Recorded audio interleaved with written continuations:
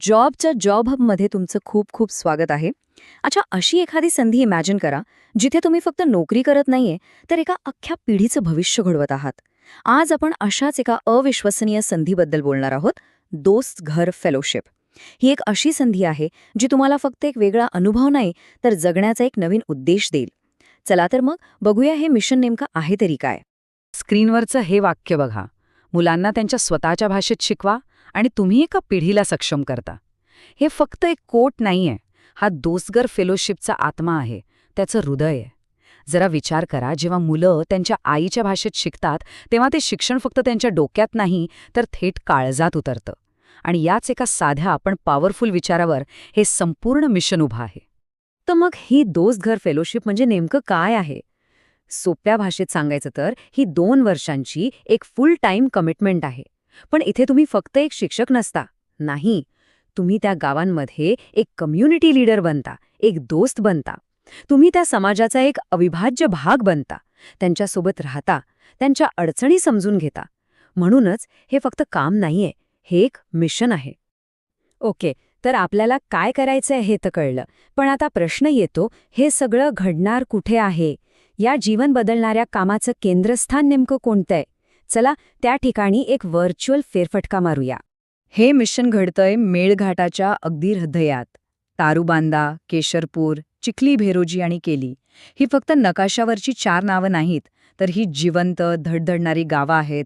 असे समुदाय आहेत जिथे तुमच्या कामाचा थेट परिणाम लोकांच्या आयुष्यावर होणार आहे. हे आहे खरं ग्रासरूट लेवलचं काम. बरं, तर एक फेलो एज्युकेटर म्हणून तुमची भूमिका नक्की काय असणार आहे?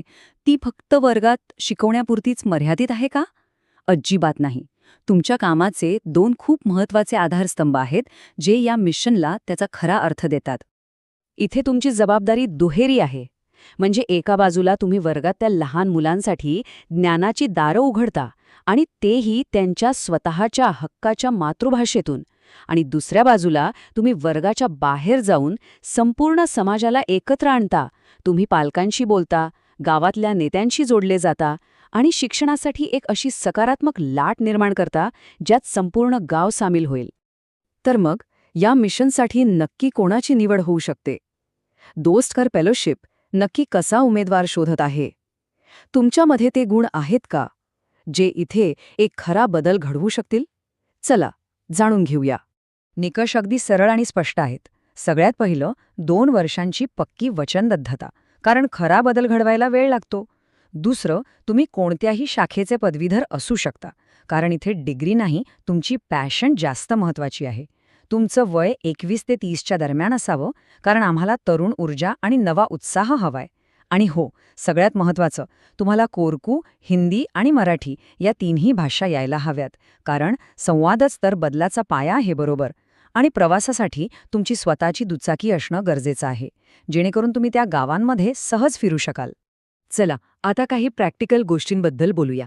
हे मिशन पूर्ण करण्यासाठी तुम्हाला काय सपोर्ट मिळेल, या फेलोशिपच्या अटी आणि बाकीचे तपशील काय आहेत तेही पाहूया.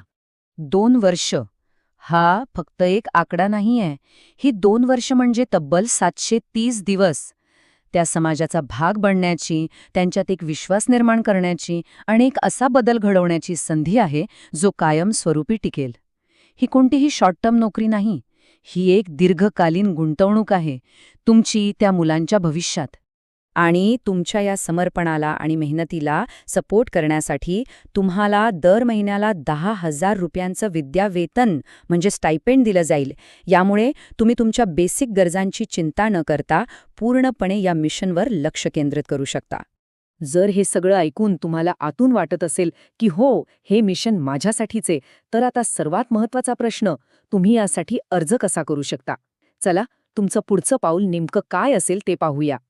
अर्ज करण्याची प्रोसेस अगदी सोपी आहे. फक्त 3 स्टेप्स आहेत. पहिली स्टेप, दिलेल्या लिंकवर जाऊन ॲप्लिकेशन फॉर्म मिळवा. दुसरी, त्यात तुमची सगळी माहिती आणि तुमची आवड याबद्दल काळजीपूर्वक लिहा.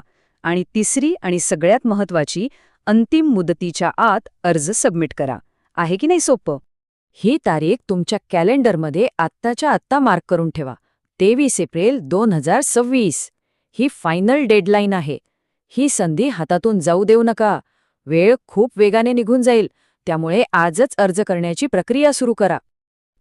तर आपण पुन्हा एकदा त्याच प्रश्नावर येऊन थांबतो. ही खरोखरच एका पिढीला सक्षम करण्याची संधी आहे का? याचं उत्तर तुमच्या आतमध्ये दडलेलं आहे. विचार करा, तुमचा 2 वर्षांचा वेळ, तुमची एनर्जी एका संपूर्ण पिढीचं भविष्य उज्ज्वल करू शकते.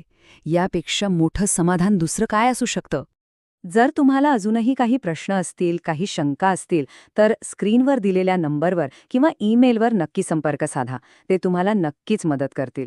आम्हाला आशा आहे की तुम्हाला हे विश्लेषण आवडलं असेल. जॉबच्या जॉबला सबस्क्राईब करायला विसरू नका. पुढच्या वेळी भेटूया.